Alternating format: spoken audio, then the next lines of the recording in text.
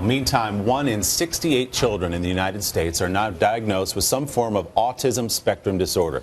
But what happens to all those kids as they grow into adulthood? NBC national correspondent Kate Snow has been looking into that transition for us. Kate, good morning. Good morning, Willie. For 3 years, we've been following a family, an amazing mother who's been doing all she can to provide what her son needs. For years, he went to school, but on his 21st birthday, all those services would end.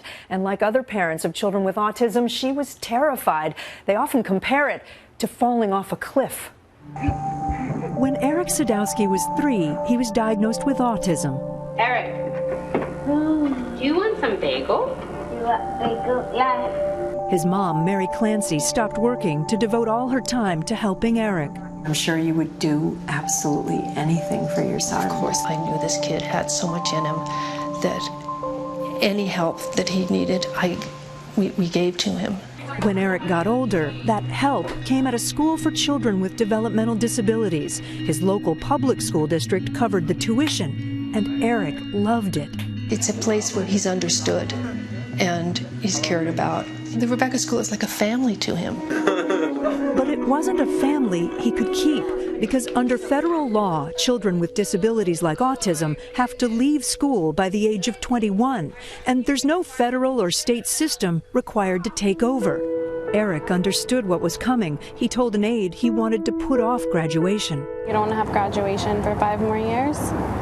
No, not yet.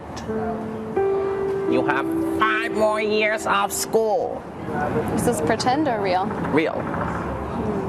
We were with Eric on his last day of school. Bye, Tina. Can I give you a hug? Would that be okay? Goodbye.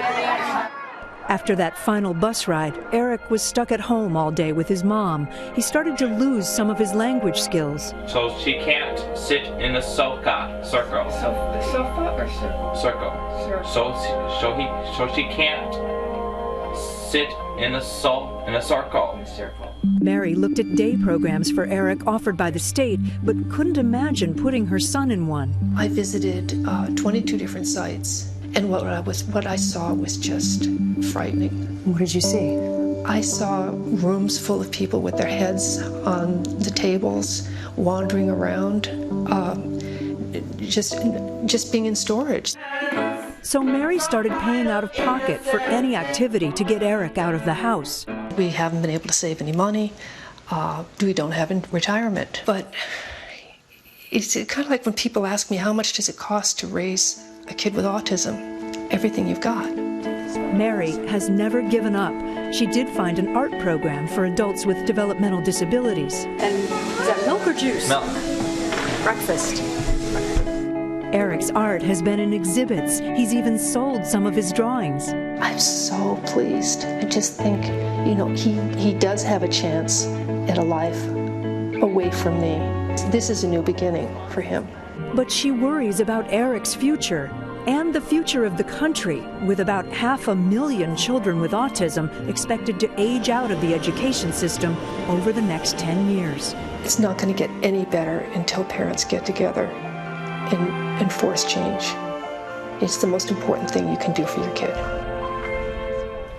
So Mary and her family allowed us to follow them for all that time, hoping that other families will be inspired to raise their voices too. We also followed another family who had a really difficult choice. Their dad was getting transferred for work to Florida, and you're not going to believe in the Dateline Hour what the Florida officials told them about moving to that state. This is a disorder that touches almost every family, directly or indirectly. Knows somebody, Right. right? Somebody. And we Yeah, focus 1 on in the kids 68. so much, but as you say, there are adults out there. And it's a spectrum, right? So not everybody has the same condition that Eric has, who you just saw. And some kids will go to college and get a PhD who have autism, but other people need a lot of support. You're raising some good questions, Kate. Thank you.